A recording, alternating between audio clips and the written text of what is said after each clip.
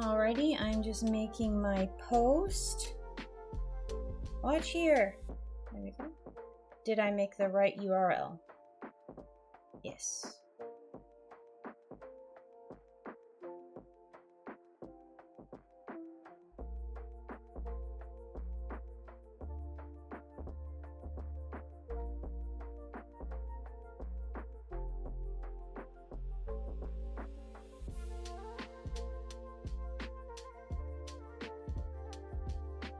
Okay, okay.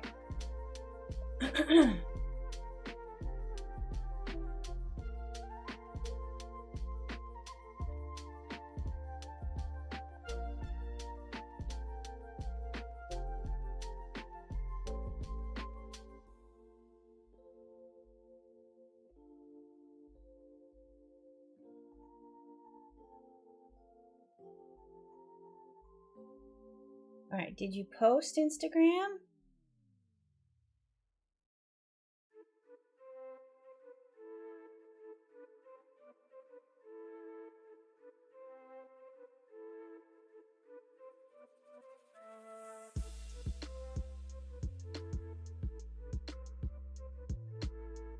Okay, good. That worked. Okay, stop.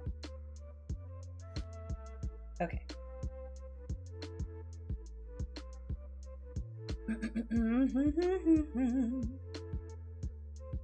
All right. What?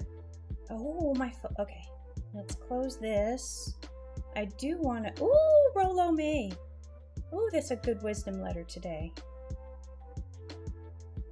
I need to read the damn book. It's right over here on my shelf. I need to. Okay.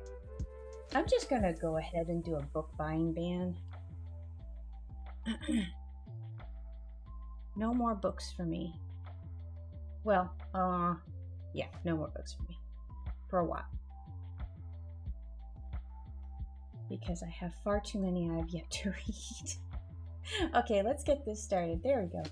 All right, no animation today because I need to get moving on a book cover for volume 6, and I need to thumbnail the show reel for San Diego.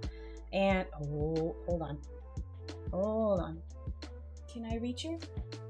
Give me your tail. Oh. All right.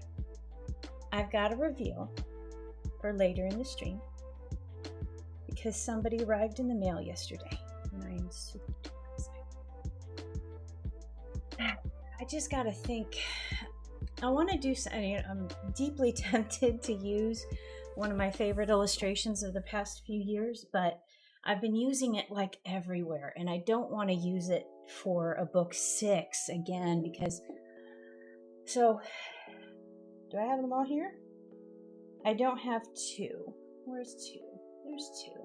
But I don't have a new 2.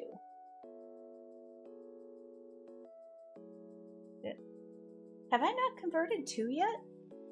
That's impossible. Huh?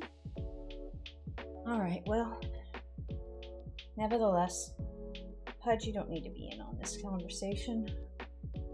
I need to convert 2 and 3, but I still have fat versions of 2 and 3, so I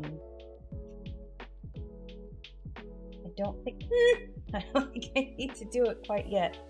Alright, so these are my books so far, and I've got a double here of 1 because those are my tester copies. Alright, so I've got a double of 4.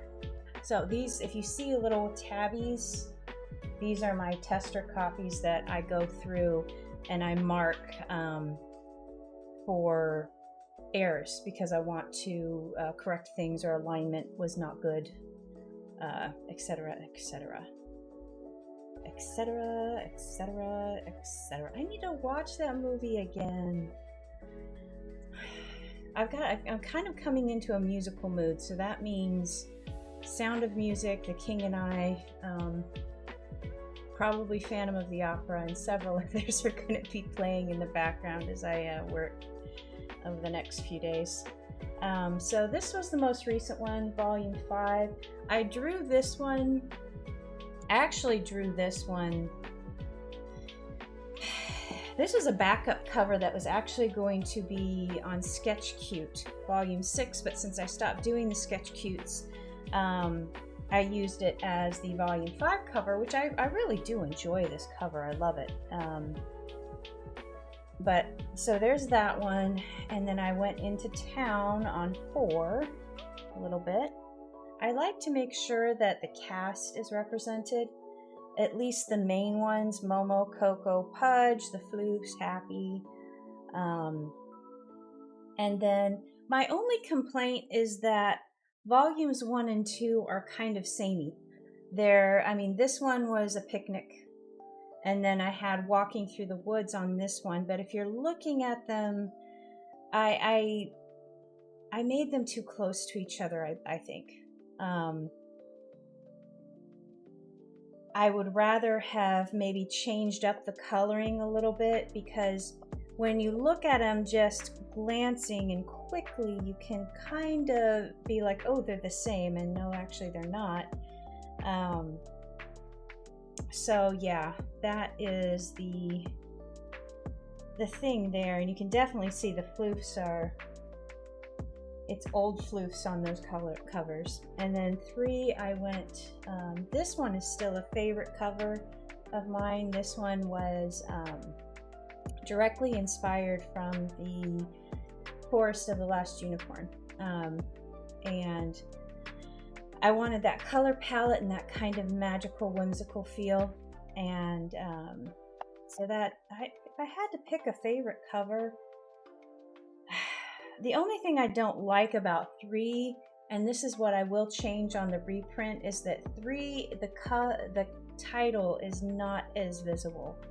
And I really struggled with that when I was designing the cover. I mean, I did struggle with 4 a lot too, because one of the initial prints of 4, it was kind of pink, because the sky was a sunset sky initially. And you can kind of see some of those colors still there. I struggled with that one a lot. I really loved the fall colors of 5. And so I gotta start thinking, hey Sharon, happy Tuesday to you too.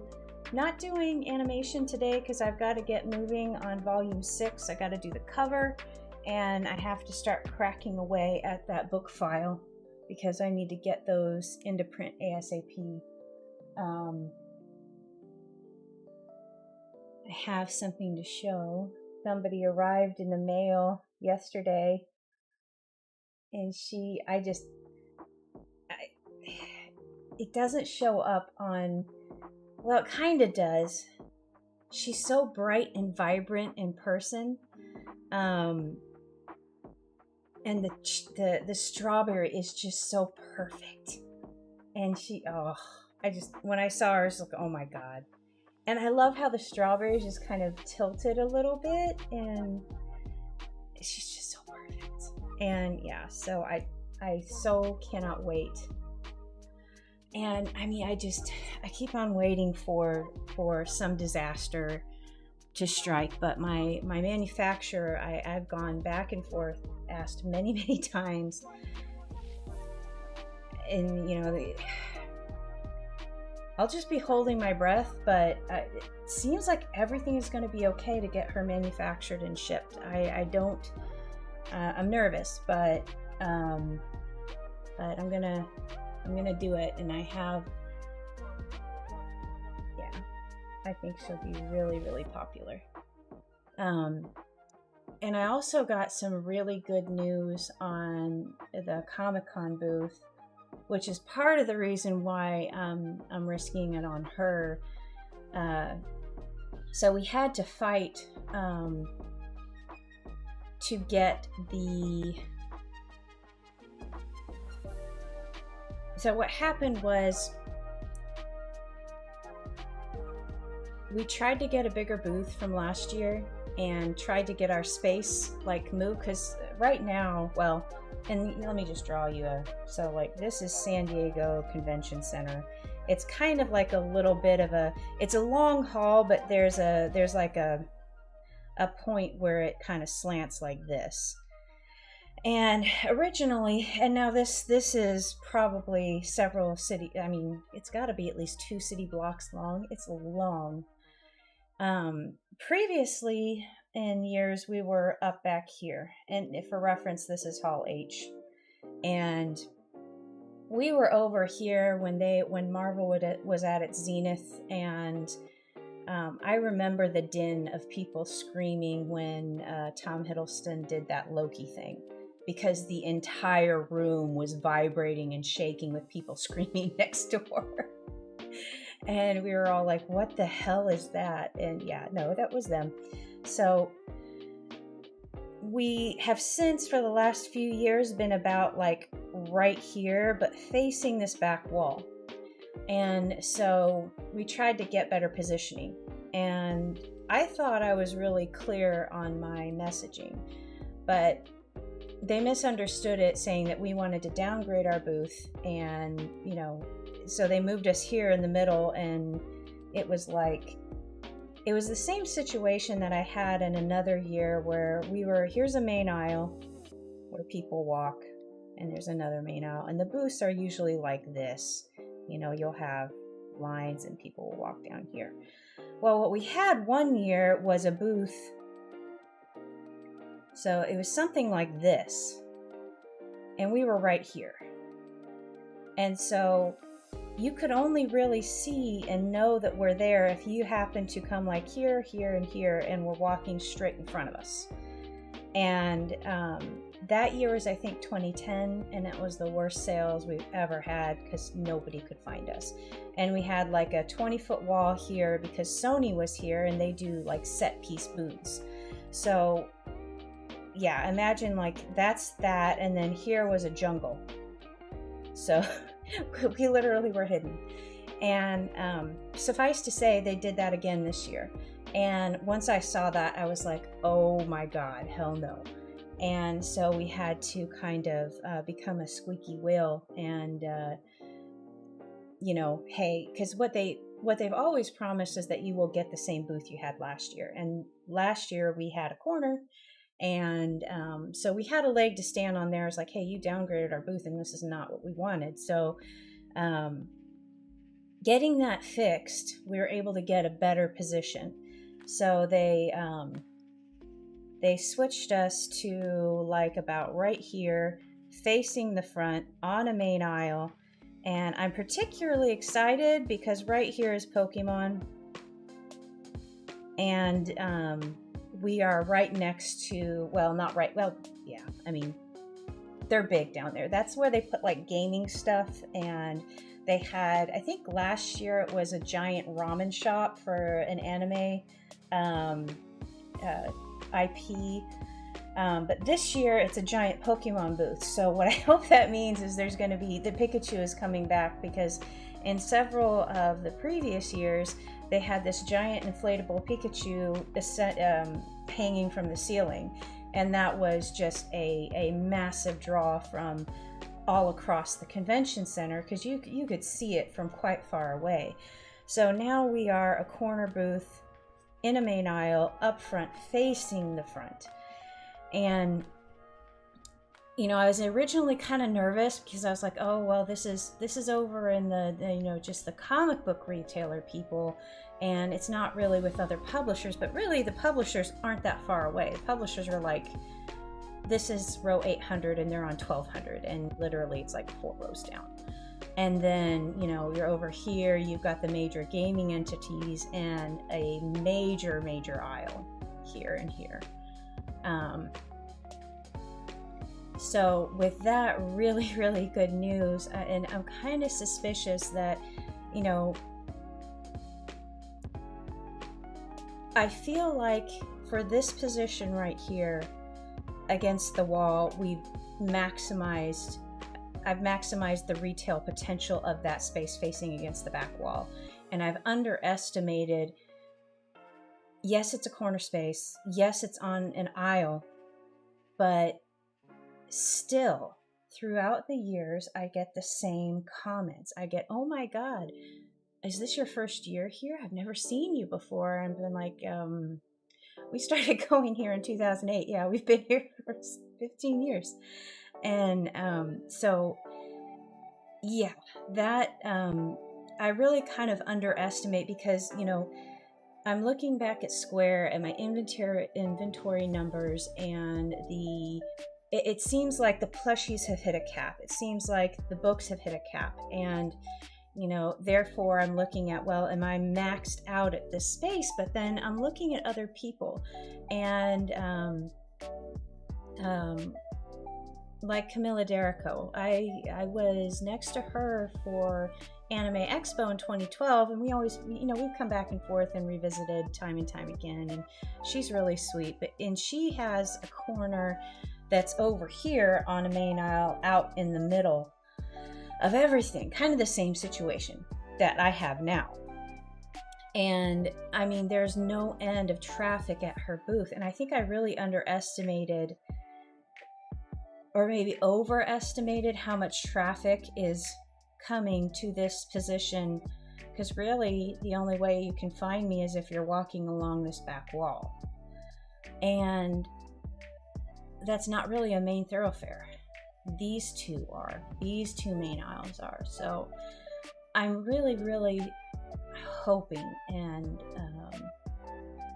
planning for a happy surprise in the amount of sales and additional exposure, just being over here facing the front, not facing the back, not behind a mega booth, because here this was Entertainment Earth. Well, until last year. Entertainment Earth is kind of a pop culture retailer that not a retailer, but a manufacturer. They have they get licenses for IPs and then produce, and well, I don't actually know if I feel like they did produce some exclusive like figurines and stuff, but they had a 2-story booth right here. And no, it wasn't right on top of me. Yes, it was a draw for people, but I still feel like the traffic was not there. So I'm hopeful on this main aisle I will see a lot more traffic and attendance sales. So, and you know, if there was no way that we were going to be moved, and I'm so grateful that they worked with us and were like, okay, you know, we'll take care of you. We see that you had this last year. Oops, someone messed up. They didn't read your thing right, or there was a brain fart, whatever. They fixed it. They were super cool about it, and, you know, love those guys over there. But yeah, so I'm really hopeful. And I also had some good news on the van. So previous to this, for the last several years, we packed everything on that booth. Let me just bring up, I'm still my sister was absolutely, yeah, I'm so glad. I was so nervous because so initially it was like, yeah, we're focused on WonderCon. Don't bug us until after WonderCon. So I wait for WonderCon. WonderCon passes and there's crickets. And I'm like, this, like, a whole month has gone by since WonderCon. What are we doing? So yeah, that, but that recently was just rectified, like at the beginning of it. No, it was just literally like a couple days, like maybe less than a week ago. Where's my S? There we go. So there we go. There's 2024. Okay, so let's see, what's a good picture? What's a good look? All right, this is a good look. So see all of this. All of this. And this is the other angle from here.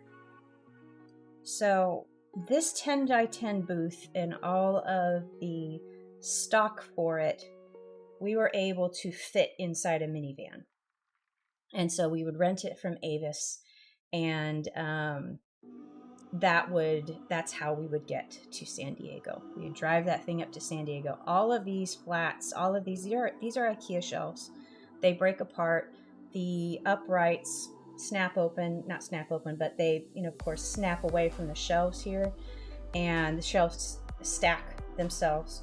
So all of this actually no, the table is too, because that is my special slim tall boy table. It's I think 18 inches deep, and it is an 8-foot table, so it's like a buffet table, but it also telescopes up. And so I bring him and I give them their table back. I don't bring chairs, they give us chairs. Yeah. But we've really maxed out what we can do in that minivan. Hey Catherine, welcome to the stream. So another thing that I'm doing today is see this little TV screen here? This is the booth reel. I want to incorporate all of the little animations I've been doing. So I want to timeline it out and thumbnail it out to update this rolling reel. And I believe what I'm going to have to do, because I experimented when I originally got the little sticky thing. It's like a little box that you attach to the monitor. It has trouble rolling from one file type to another. So for example, this is a carousel where it's just proceeding through numbered PNG files. And if I throw in a movie file in there, it throws up. It doesn't know what to do. It stops working. It plays the video, and then it's like, I'm done. My life is complete. So it doesn't roll to the next thing. So what I'm pretty sure I'm going to have to do is make a video file of the whole thing. So I want to thumbnail out what I'm doing there, and I'm probably going to incorporate the old slides, but it'll be done in the video editor. So that's one of the things I'm going to do today. But also I had some really good news on the van. It turns out I was initially looking, I was even looking at Home Depot, because Home Depot apparently rents cargo vans. And because I wanted to bring more and hopefully sell more of her.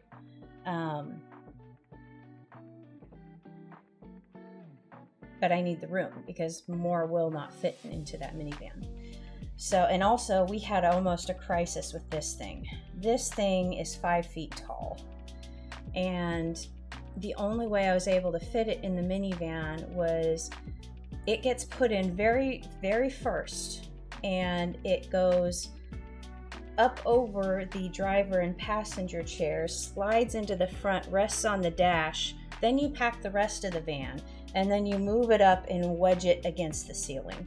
That's the only thing that thing that thing fits in there. So that was a little crisis that we had to deal with, and we ended up unpacking the van and repacking it to get it in there.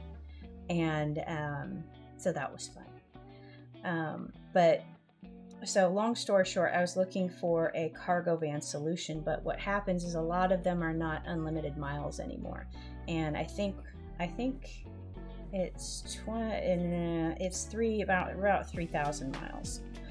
So those fees can really add up, because usually they give you a certain number of miles, and then the overage is, whatever, 50 cents a mile or $1 a mile or whatever. And I was losing hope, because I kept on looking up these vans, and I was like, okay, a lot of passenger vans are available. I can just take out the seats, blah, blah, blah. And then I went back and to this old company I used to get trailers from, and I was like, okay, well, let's see what they're doing. And of course, their passenger vans were ridiculous. It was like $4,000 for two-week rental. And I see they have this little cargo van section. I'm like, okay, well, let's just look, let's see. And it's cheaper. It turned out to be cheaper than the minivan for 2 weeks. And the extra mileage, we only would have, I think they gave you 2,800 miles for free. And then that means only 200 were extra, and it was 35 cents a mile. So, I mean, that's doable. And even that was cheaper than the entire minivan experience, all the stress with that. And plus, that minivan, I really think we were beyond lucky that we made it there, because all of this wood is heavy, all of these shelves, and that's a standard it's not a truck platform. It's like a sedan platform. It's like not, it's built to, carry lots of people, but, thousands of pounds worth of product and shelving. When we backed out of the driveway, we were scraping on the ground and going through the passes above San Diego. You kind of wind through the mountains. That was scary because it was raining at the time, so rain was shooting across the, horizontally across the the road. We were going this way, and it was just like, it was nerve-wracking. So we have this giant brick that's low to the ground that can't stop, that can't go over many bumps without bottoming out. Yeah, we were lucky.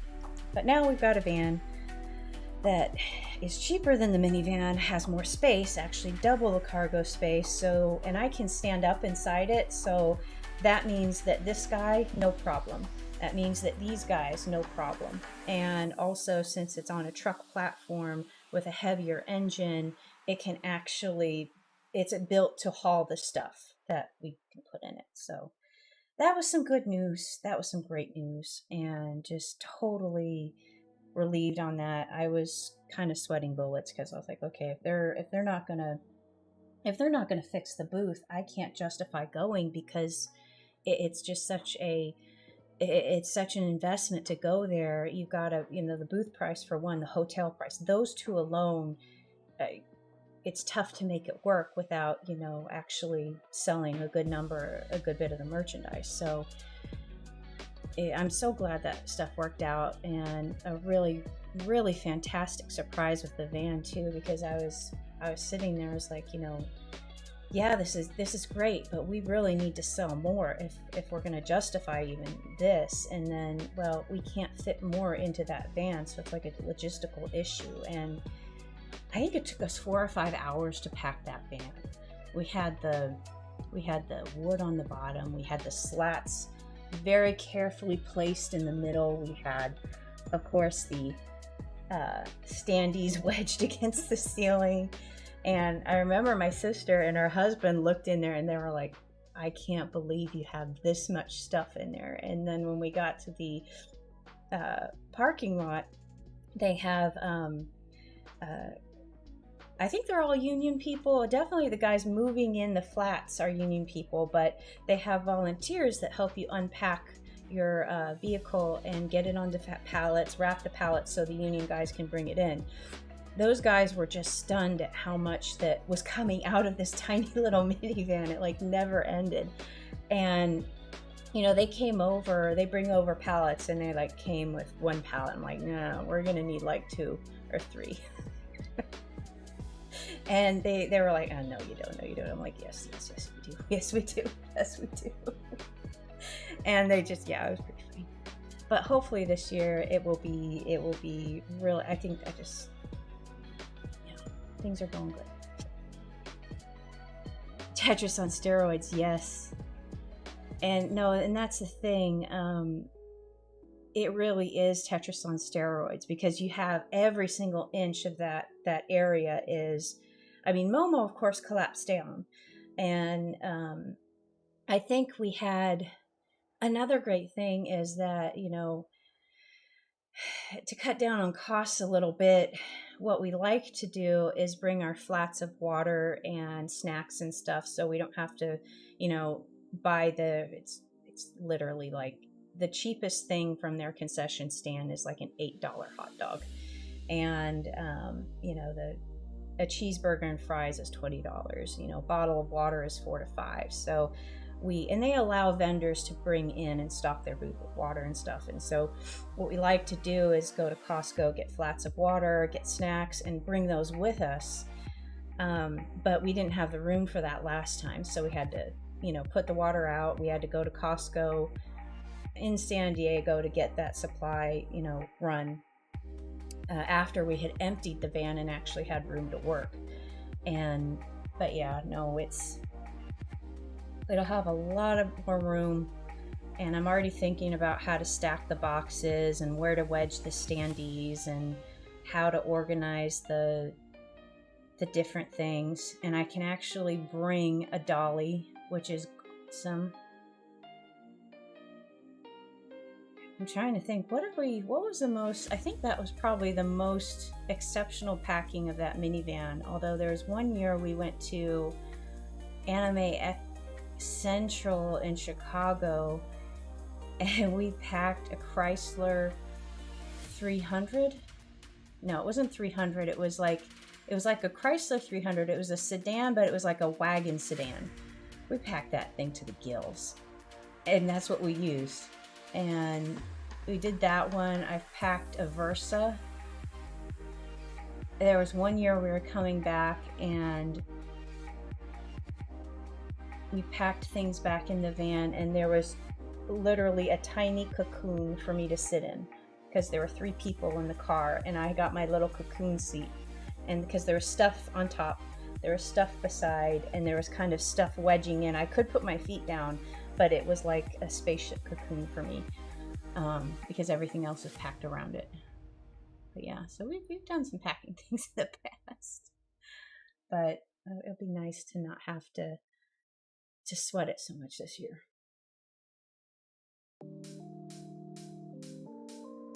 But all right, so another thing, so my my brief wonderful time in the mall is now concluded. The pop-up shop I was in, Space Montrose, they had a 6-month lease, so they are gone out of there, but I still have my products in their permanent showroom in Montrose, but it's just the pins and stickers right now. And I think after they're going to do some traveling. I spoke to them when I was picking up like the remainder of the plushies books and stuff, and I've actually got all of that's over here. I've got to inventory it and put it back. I might be able to bring the plushies over to the main and get those in there after the summer, so that's cool. But it was really fun to have that there and just to walk by and see the plushies and Happy and the floofs. They did pretty good, I think. The stickers were by far the most popular, and the another kind of sleeper were the challenge coins. People really loved the challenge coins. So did I do a restock on those? Because I brought those fairly recently over there. But yeah, they loved the challenge coins, they loved the stickers, and the pins did well too. And so that was a really fun thing. All of the pug books, those did really well. Those sold out a few times of the volumes I brought over. And actually, as I'm looking at it, just say I brought them a good 2 bundles of those, and it looks like I only have 1 bundle left over here. But I had to restock volume 1 and Pudge several times. So that was really cool. And I'm hoping to get in more. I've got my eye on an Austin shop that is a collective of it's like 3 different artist shops under one roof. And I will see if they'd be interested in having my stuff there. We shall see. All right, I'm going to pretend that, yeah, my book cover is taller than it is. I don't want to bring up the old. I just need to thumbnail and just kind of. I'm just going to sketch. Because I know it's going to be a little bit thinner, but I want to make sure that I've got, just some ideas here. Let's see.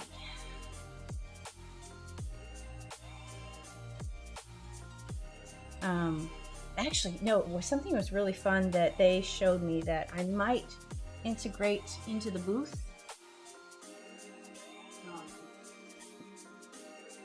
So this is how they did the stickers. They had a pegboard wall, and I don't know, can you see these little guys? These are adhesive hooks that they just go on the pegboard wall, and it sticks to the sticker on the back. I just thought that was brilliant. And so I'd never really, I'd never seen these before. I didn't know they were a thing. And then I walked in and everything was really beautifully displayed. And I'm like, what the heck is that? And I was like, oh my God, that's like awesome. And so yeah, these guys are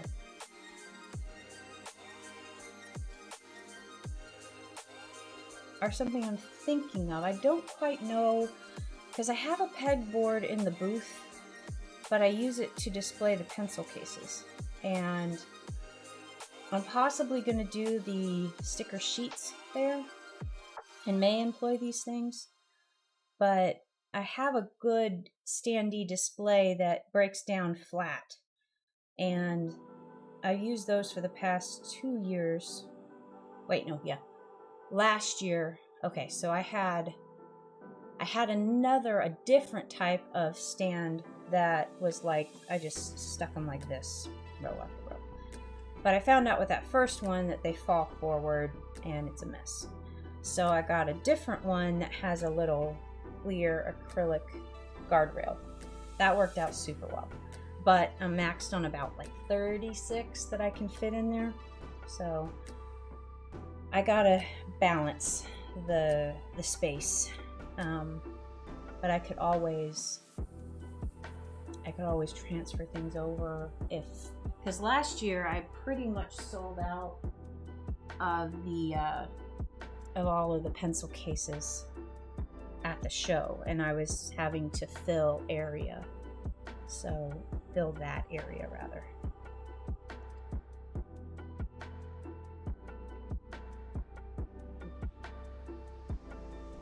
So yeah, those things are really cool. And software update tonight. Yay!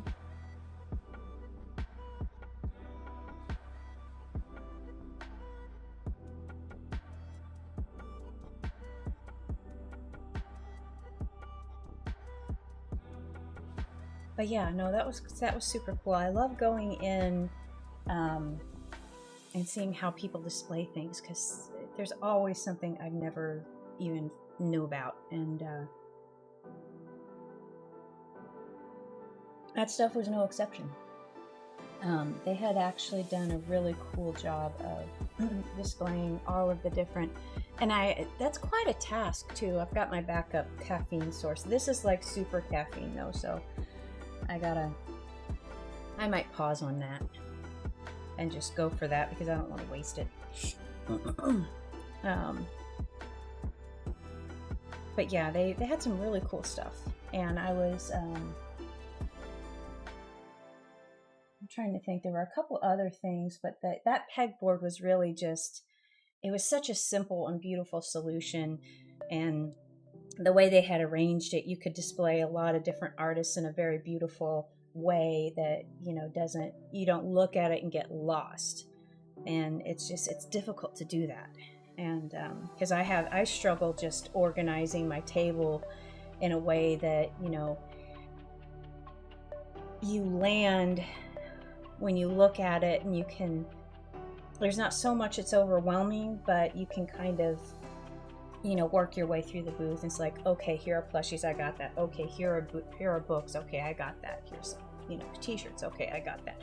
When everything's jumbled together, you kind of don't know where to look. And I definitely had problems with that booths in the past. People they hit and you didn't know where to look because there was so much to look at. I mean,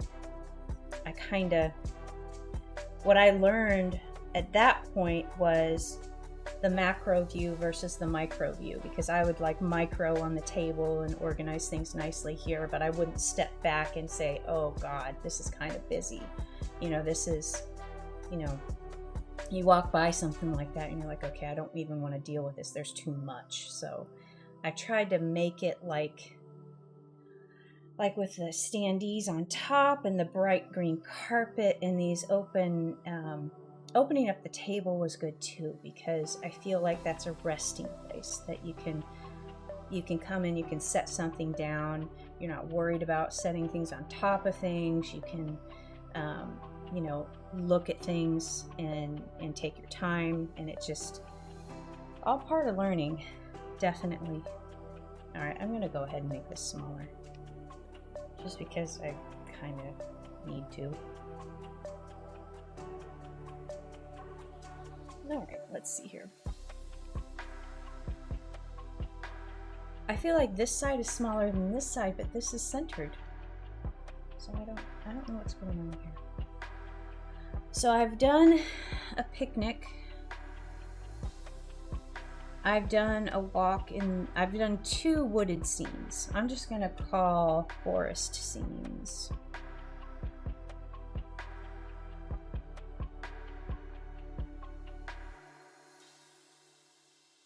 I did a town.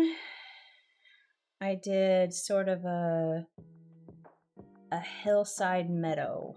I'm gonna call it Meadow Hill.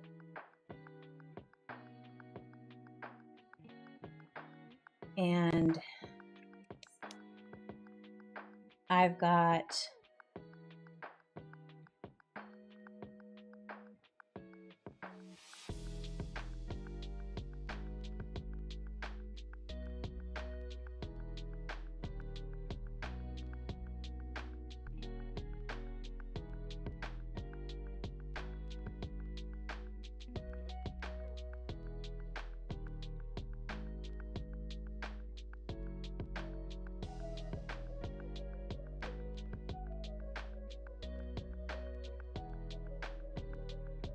and some pink.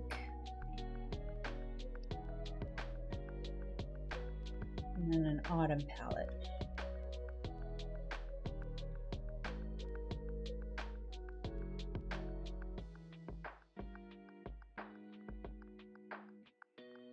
I've gone to the beach on Sketch Cute 5, so I can't do beach. They do a, ooh, I've already drawn one. That would be super easy if I did that.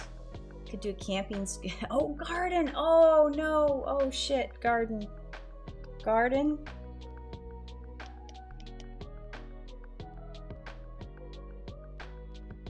That's a lot of flowers. I'm in a flower mood. It's springtime.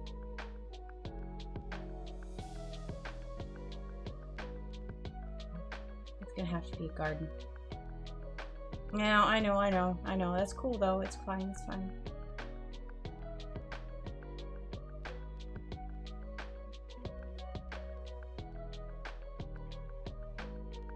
How would I do a garden?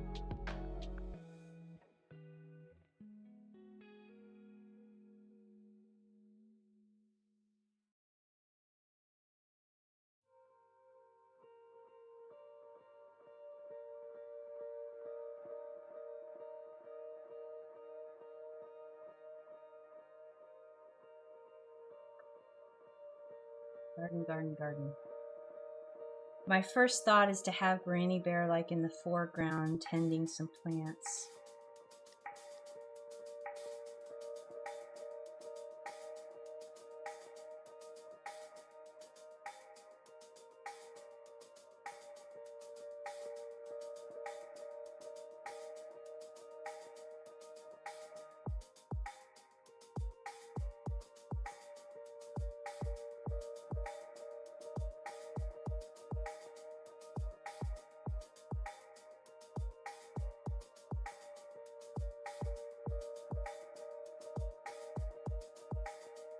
But if she takes up a lot of the frame,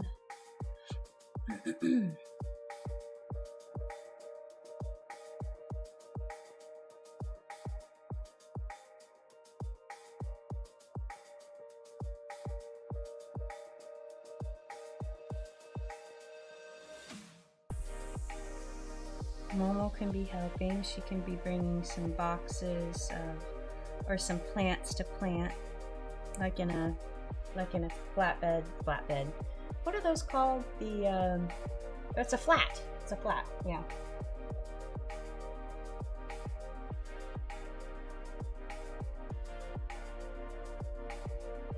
I could make GB smaller.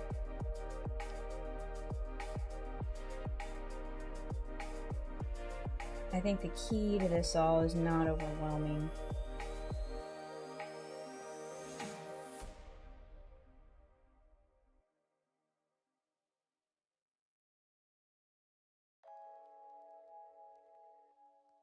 Maybe I can have Pudge over here.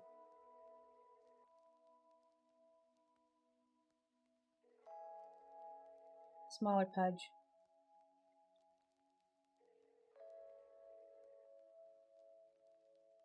I don't want to take Coconut off the front cover, but technically it's been Happy, Coco, Momo, Pudge, Floof. Happy, Momo, Coco, Pudge, Floof. Happy, Momo, Coco, Floof, and Pudge and GB are on the back. Happy, Momo, Coco, Pudge, Floof, GB and Boop on the back. Coco has always been on the front.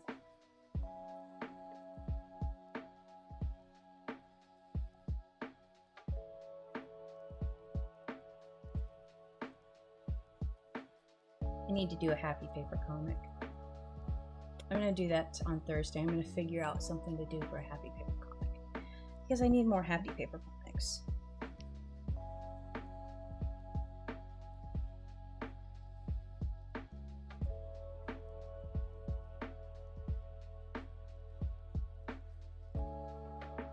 So if I do...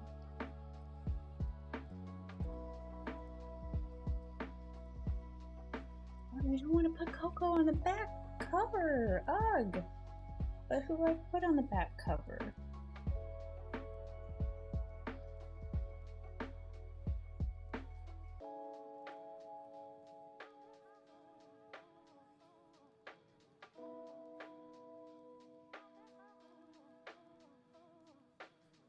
Definitely Spring Bear. She's never been on the cover. Maybe Spring Bear is giving a lesson to Momo. Maybe they're... Oh, that's cute. They could both be planting something.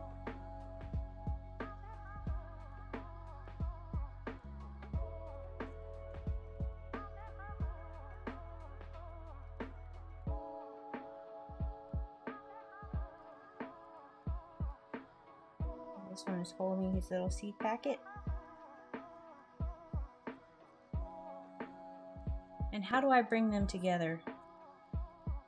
I could have little puffs. A garden would be perfect for Spring Bear's cover debut. That's true, that's true. I do like this though, like it's maybe a... Because I could have this scene, if this is a walkway through the garden, I can move Granny Bear down here. I could have the walkway continue to show it's all one place and they're just kind of all together doing different things in this same garden.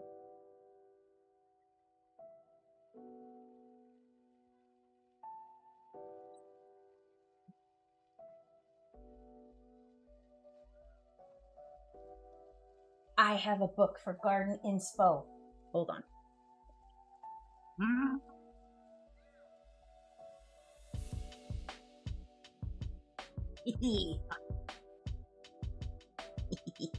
All right, I got this a while ago, and this is actually Faden.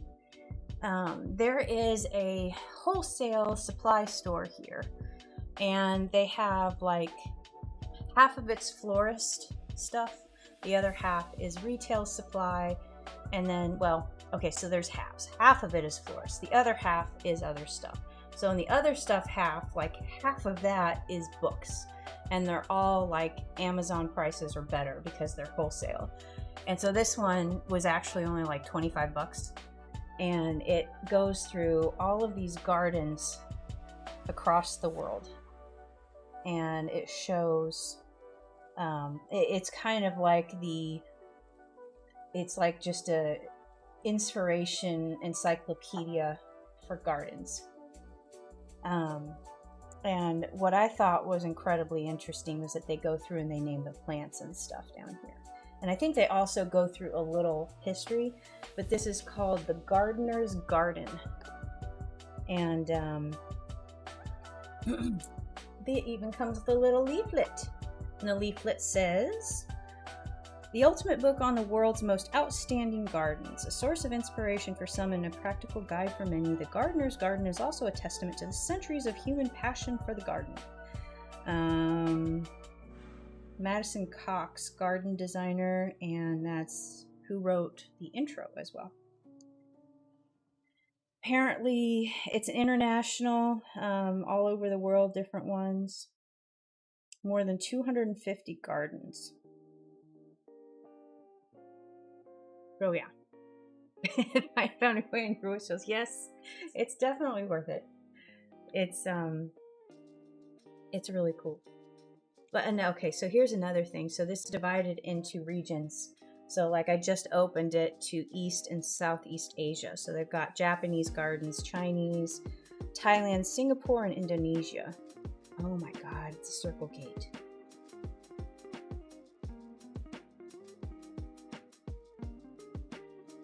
Oh dear. Okay. Yeah, that's... Oh my God. Note.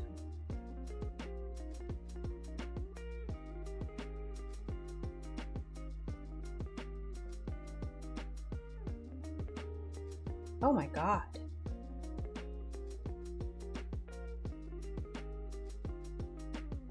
Awaji Yume Butai, Hyakudanen Botanical Gardens, Awaji City, Hyogo Prefecture, Japan. I don't know if you can see this. Kinda you can see it. It's a giant system of steps with garden boxes on every level. These are stairs going down here, so you walk between them. Wow. What is it? Awaji Yume Butai. Buta. Oh, is it a long? No, it would be Butai. Because if it was a long, it would be a double A. No set of gardens looks quite like Awaji, and no garden serves quite the same purpose. Yume Butai, Stage of Dreams, is an international conference center and garden as well as a memorial. Wow. To the 6,000 victims of the Great Hanshin earthquake of 1995. That is incredible.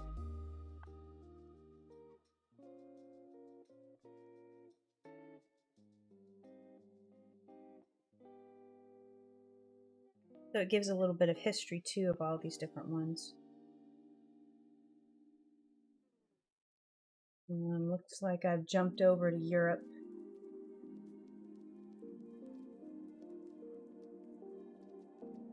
Lots in Europe.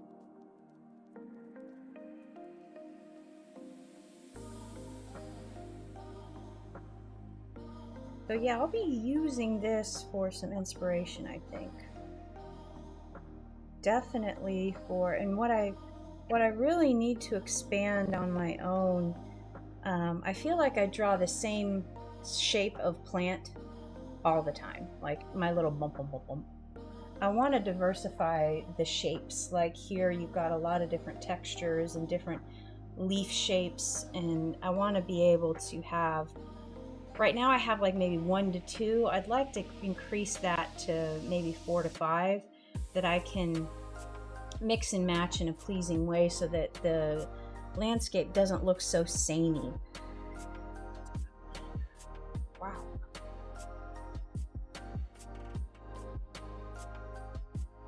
France. Oh, we're in Italy. I didn't see. I didn't go to any of them.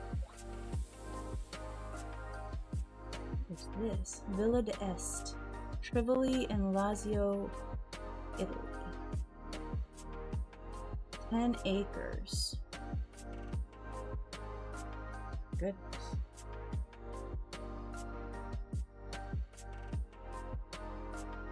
Designed from 1550 by Piero Ligorio, who also made the Sacro Bosco. See page 300. The name for its creator, Cardinal Ippolito d'Este. Am I pronouncing that right? Is the most magnificent and elaborate example of the Italian High Renaissance garden. It includes garden design across Europe in the 17th century and continues to inspire to this day. Can you just, wow. Something built that long ago. I wonder how much of the original is really still there. Because you have to maintain this, and I can kind of see in these pictures,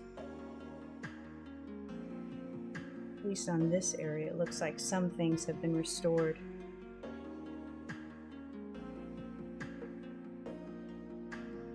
So yeah, I'll use that for reference. That's going to be a project. I could bring in so many colors. And that's a problem, because I don't want to have, and that's why I did my palettes over here. I don't want to do another sky green, and I don't want to do another yellow. I want to have each book look a little bit different and be kind of its own. Maybe when I redo volume 2, well, I like that cover though.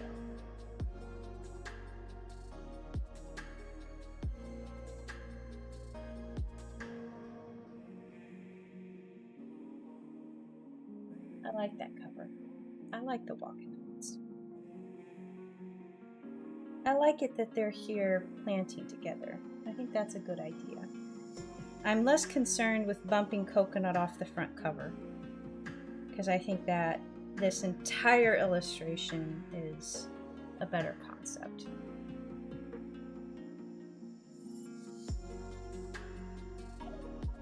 Would I give Happy a sun hat? I don't know if it should. Does he need a sun hat? Because he's a toilet paper. I don't know if he needs a sun hat.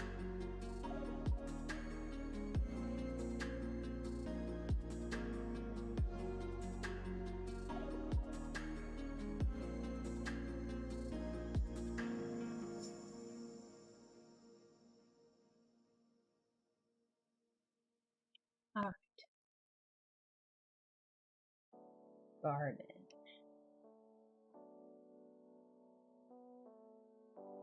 Can Miss Boop wear her hat? Yes! Oh, yes. She can. She will. I have to have, because, yes. Yes. I think it's actually kind of criminal that I forgot to put her hat on for the spring. Whoops. Go back. Go back where you belong. I forgot to give her her hat for the spring. I should have given her her hat. That was a miss.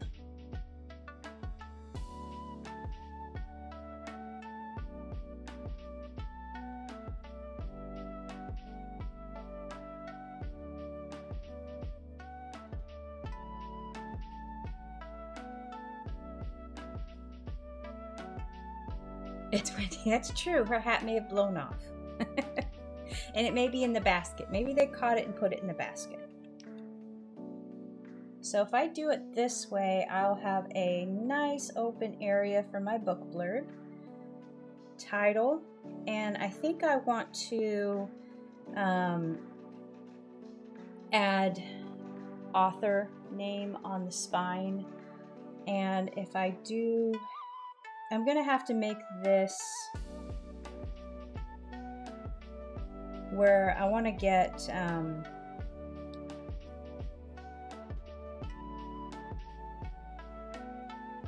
ISBNs, official ISBNs for each of these, and I've got to decide. Is that a giant marshmallow in the picture? Is that it's happy paper? Yes. God, when I picked up the plushies yesterday from the mall store, the owner's little kids were there, and you know, they love the plushies, and they're picking up, like, people would always come in and they would say, oh my gosh, is this a marshmallow? And they pick them up and they're like, oh no, he's not a marshmallow.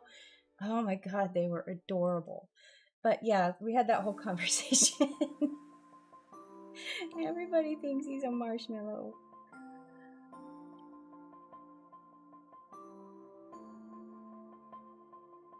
Hey Dee, welcome to the stream. I'm making book number 6. And also, I have had a breakthrough. Actually, I don't think it's a breakthrough. It's just a remembering what you did last time moment. I was working on, it was Sunday, I was working on the export of my digital files, and I was able to get, for whatever reason, the last time I tried doing it, I could not get the file to export correctly, but now I got Life of Pug to export correctly. And all I need to do is go in and position each of the pages. I need to remove the print gutter because I had to compensate more because these books are pretty tight on the spine, and I really don't like it when the comics go into the gutter and it's hard to see them, because I don't like having to break the spine, because I feel that decreases the durability of the book.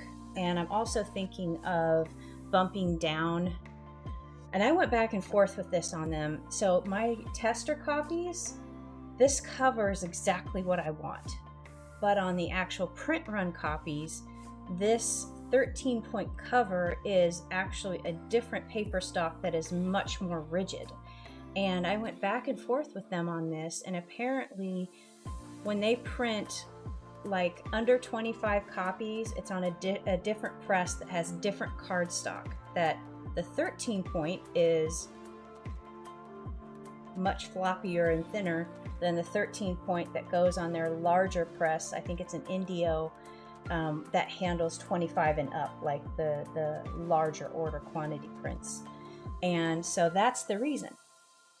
And I'm like, what is going on here? Because I went back and I took pictures and I showed, look, this is how you hold this one, see how it does this, and see how this does not. I mean, you can see that it's floppy and more flexible. So I'm thinking of bumping down to the 10-point, because they don't allow, wait, it's 11-point, I think, because they took away like 12, I think. They took away one of them. Because I like them to be a little bit more comic book flexy, but I'm thinking of doing that and just experimenting. But yeah. So digital copies are coming, and 6 is coming. I don't have enough to make another Life of Pug Volume 2, so it's going to be a little bit longer space between Life of Pug volumes, and than there are between the main ones.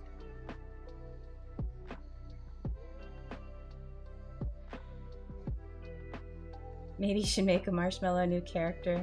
I actually, there was, I don't still have him. No, maybe I have him. Maybe he's in storage. I have this adorable piece of tofu. And it was from this, I believe it was a music company or something from the very first convention I went to. And it was local here. These tofus were like $10, and everybody was walking around with this little piece of smiling tofu. And, I mean, Happy had already been created by then, but I was just like, I looked at him, I was like, damn. I mean, that was the virality I wanted with my plushies. I wanted people to, see it and feel like, oh my gosh, I have to have this. It's so cute, and people loved hugging it. And so that was kind of the inception of some of my goal list for plushie making, just seeing how viral that little guy was and how many people were hugging him, loving him, and just walking around. You could see also kind of the ripple effect, because a couple people walk around with that and they get stopped. Where'd you get that? Oh, it's over here. And then that happened one year. It was like the first year I did Happy at Acon. He had a little bit of a viral moment, and I sold out of every single one I brought to that one. And because I remember we had this cage that we constructed out of a grid wall, and I had to climb up on the table and get the happies that I put on top of it down. And I also had a pretty fun marketing idea for that one. I made a little cage for him and I said, break Happy out of jail. And a lot of people wanted to break Happy out of jail. So that was a cute thing that I did. Maybe that contributed to it. I don't know. Samu, yes. I feel like Rybread would be, yep. Samu Rye. The last one I did with Samu was, I did one not recent, well, kind of recently. I had a whole series that I wrote out where Samu, because I wanted to bring Samu back, and Samu and Barry, and that was actually a way that I thought to write Pete into the comics. He could be like a Q type character from James Bond that's like an inventor and a like a problem solver, like kind of, because I wanted to work his personality in there, because he's kind of shy, but when he is in his element, he's really boisterous and happy. So that's the idea I had for him. And to work in Samu and Barry a little bit more into the storyline, they would be like, I called it the Cozy Town Mysteries. God damn it, I need to get back on that. Shoot. That was a good idea.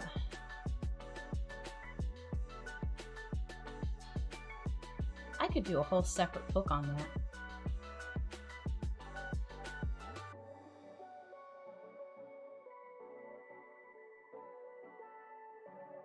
I could do a whole separate series on that.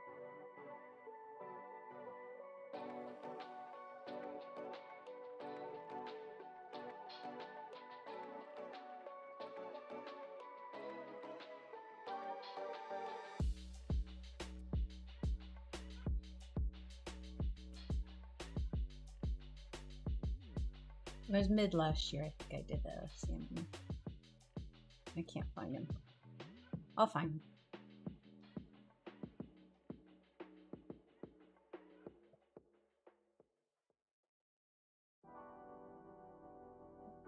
Not downloads.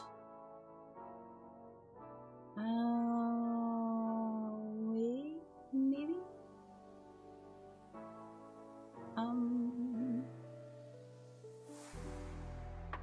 Where's my additional cash shot?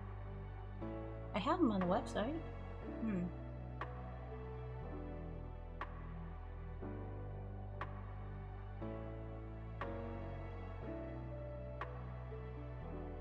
Get you this. I did a SamuCon. It was early. It wasn't earlier this year. It was last year. No, was it late last year? I wrote them out.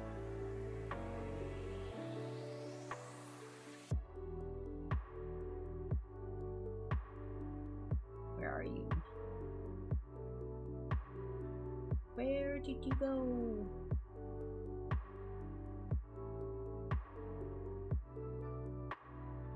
Where did you go?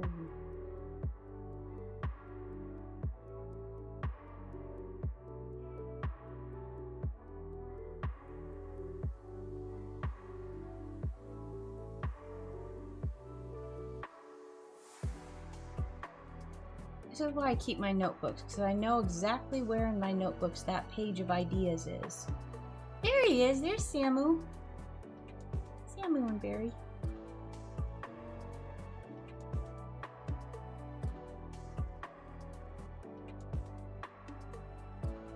So was that mid-year last year that I did that?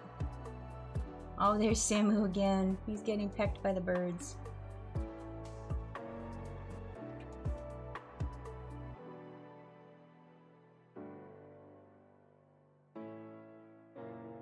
Tell me what time this was. Where's my info?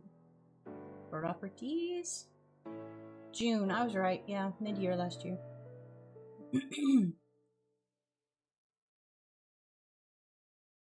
Oh, this could be a cute idea for a little bit of like the garden vibe. I could bring in those puffy pink flowers. I feel like this is kind of the vibe I'm going for.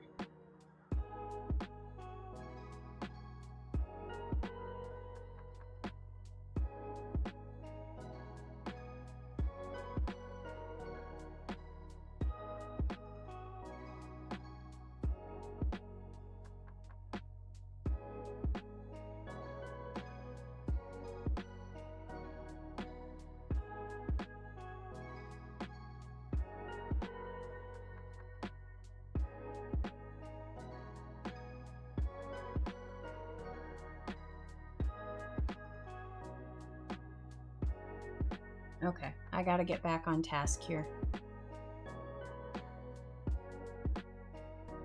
The process feels like some part of the creation. I'm glad you enjoy it, Dee. My very ninja keychain is hanging out in my office right now. Awesome! Oh, here, I'll show her again. She arrived yesterday. Look at how plump the berry is. And so this was the biggest part that I struggled with, was getting the leaves of the strawberry right, because I didn't want it to be a flat piece of fabric. I want it to be a little plushy. And I think what we settled on, because I can kind of feel it in here, was a little bit of batting, or just like an extra piece of fabric to give it this little plush. And then the stem is stuffed. But yeah, and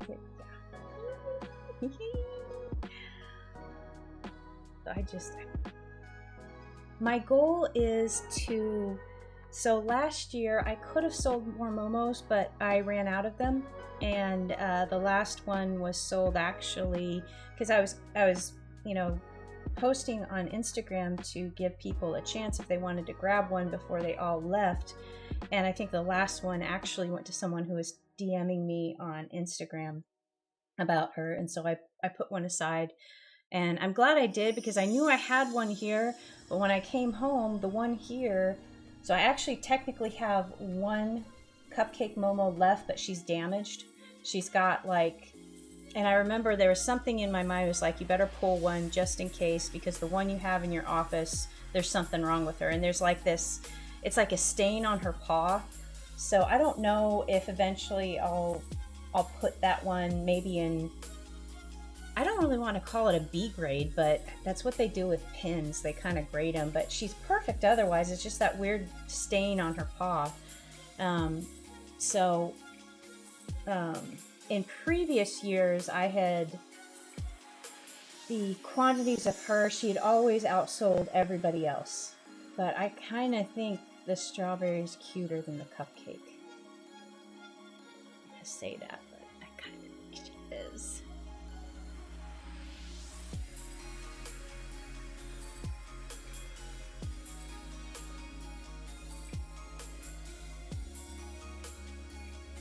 What do they call it? Garden core? Is that what the young people call it now? Garden core? Or is it cottage core? No, cottage core is different than garden. Is it not? I feel like cottage core is the fashion aesthetic. Or does that... I don't really know how... Cottage and garden are okay. I see the words and I see the stuff on Instagram and I make a mental note, but I don't really investigate.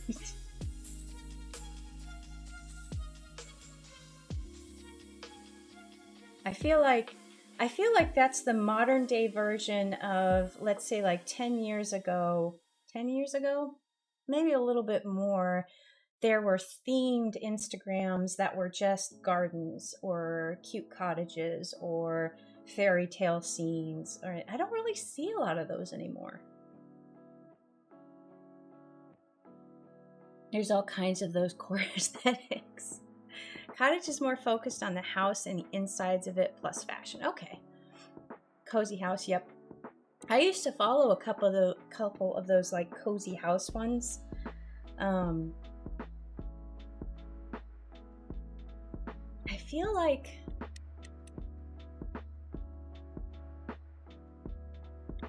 all of those places have kind of become travel Instagrams. I don't know, but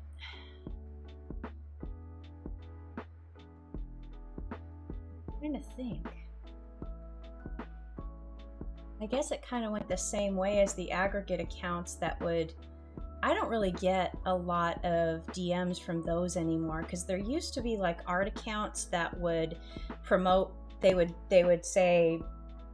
come to artists and say like, hey, look, I've got this big audience and you could pay to get promoted on their Instagram. That was popular, I feel like 10 years ago, but I don't really think those exist anymore. I used to get a ton of DMs from those, or like, let's promo, and I'm like, I'm looking at this, and I'm like, I'd rather just try to grow it on my own. I really like this scene. Let's try to make this just as cute.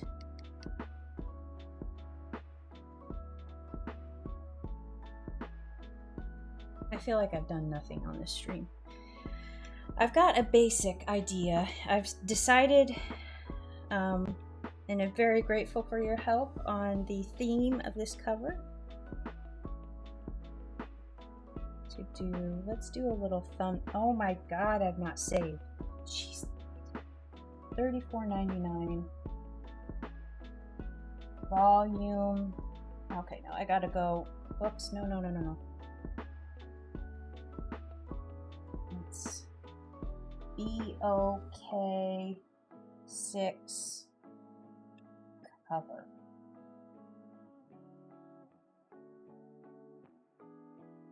All right. I also want to, let's do a little thumbnailing. I feel like I have to have a title card to open, and what my original idea is, since a lot of those animations that I've done are a vertical social media format,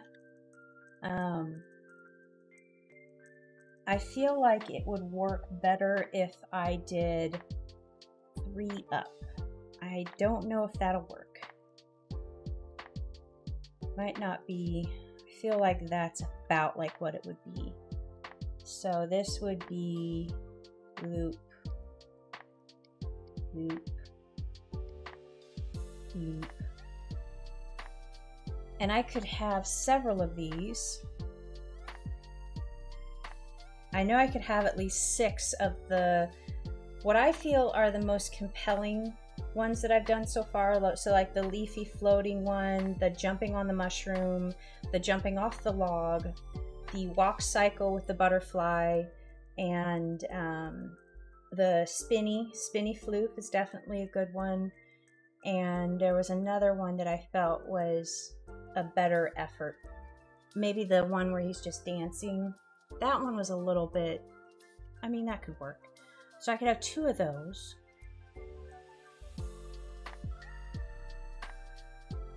And then I definitely need to have, I like the inspired from life, the cats. I definitely want to have that in there still. I need to have the, what is this? Kind of need to have the explanation.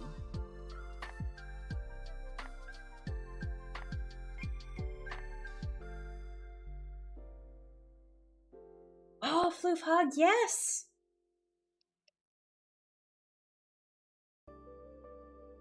I bet I could I change the format of that to make it work. I possibly could. So I could do,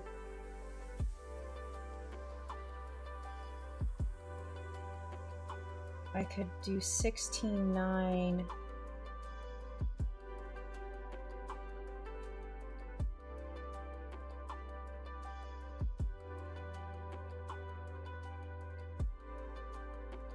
I could change that. Hey, Annie Doggo, welcome to the stream. Right now I'm trying to thumbnail a new booth reel. Did I erase that? I did. So at my San Diego booth, I've got a monitor that I hook up to this little box. Essentially, you can plug a USB into it and turn your monitor into like a, like one of those moving picture frames or whatever. And I want to incorporate the animations that I've been working on, and I think I'm going to have to compose a a standalone video this time, because what I've done in the past is just have the screen looping through a bunch of PNG files. But if I want to have those video files on there, the little interface thing kind of throws up if I mix file types. So I'm going to have to make one long video, I think.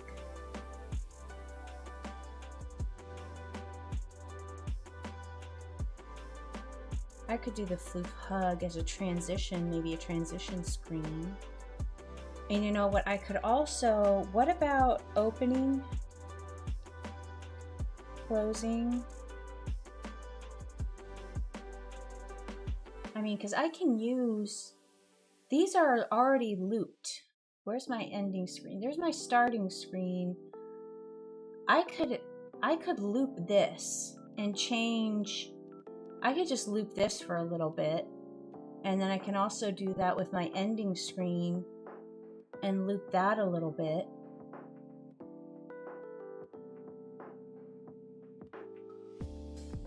Oops.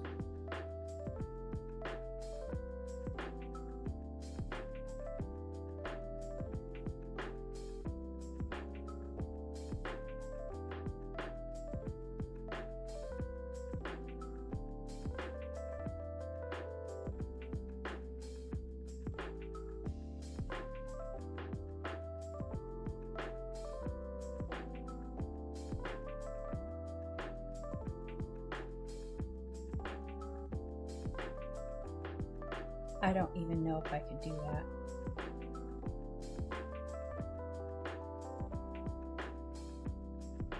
The only way to know is to try and start doing it.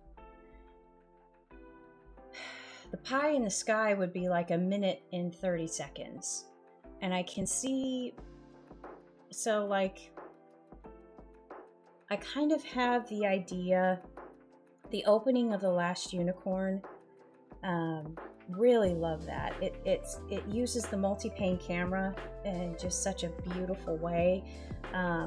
If you've never seen it, it kind of, the scene fades in and then you have these pieces, these layers of the forest kind of moving out of the way, and you're zooming in, and then you kind of see, it's like a giant establishing shot of the unicorn's forest, and then you come and you see the unicorn.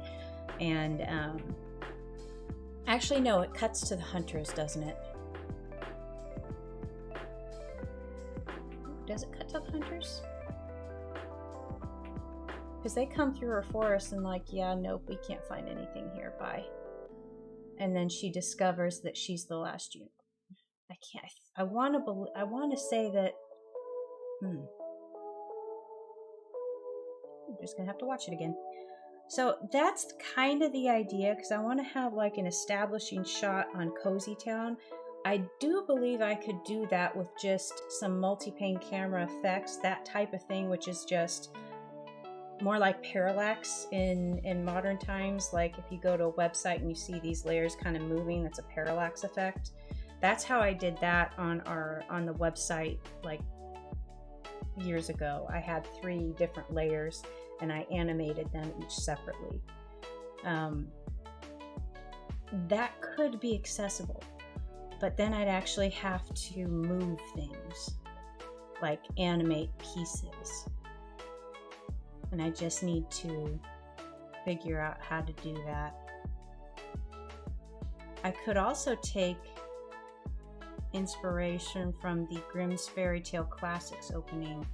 I love that one. That was an anime produced, I want to say it was in the 80s or 90s, of just 30-minute episodes of Grimm's Fairy Tales, all in the anime style. And they had a cute little opening with this little fairy jumping on mushrooms.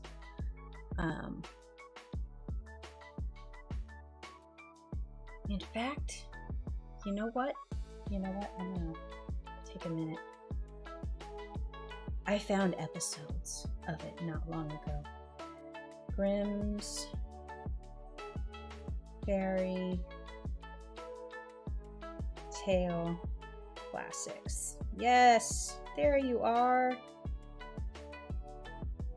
Oh gosh, 1987, one season. The opening was 1 minute and 16 seconds. Really? It was on Nickelodeon.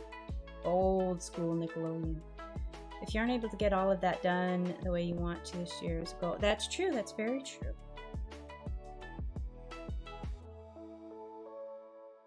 Oh, so you added 16 seconds. Maybe it's you're padding this at least 15 seconds.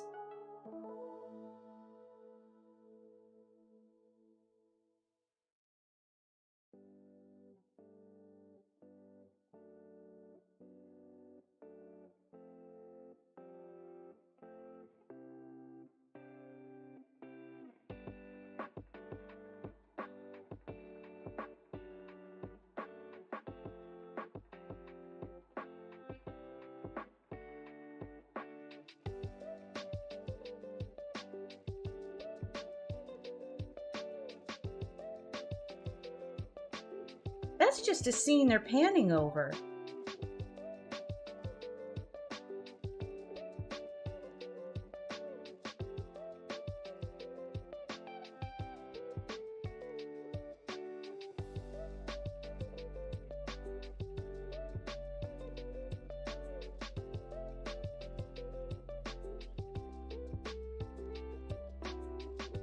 I'm thinking on it. All right, I don't feel like I got a lot done, but I think I did. This was a big part of it, getting the garden theme done, getting an idea of what I want to do. I can really start fleshing this out, and hopefully I can get the line art done tonight, or at least part of it. It's definitely going to be a multiple step day.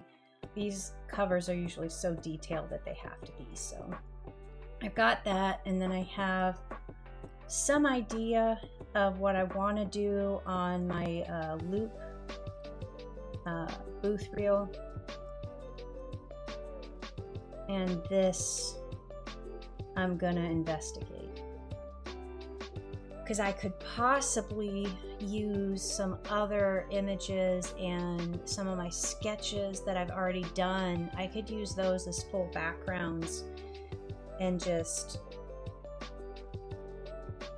I feel like I'm cheating when I do that though, but if I'm looking at these old school animations that I love, that's what they're doing. It's a fully painted background, and you know, you pan it, you zoom in, and I mean,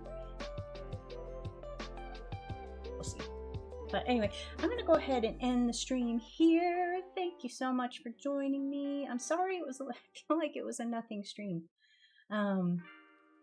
But I got a lot done, and thank you so much for your suggestions on the theme and kind of just planning it out with me.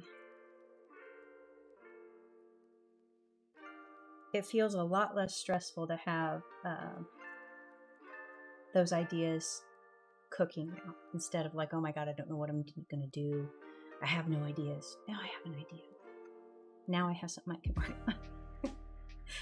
All right, thank you so much again for joining me, Catherine, Sharon, Dee, Any Doggo, all my lurkers. I always enjoy your company, and I'm so grateful to have your presence and chat with me. I will be back on Thursday, and I am going to write a happy paper comic, or maybe do a teaser on that idea with Samu, Barry, and Pete, because I wanna pursue that. I don't want to forget about that idea again because I think it was really good. Anyway, thank you again for joining me. I hope you have a great rest of your day, and I'll see you next time.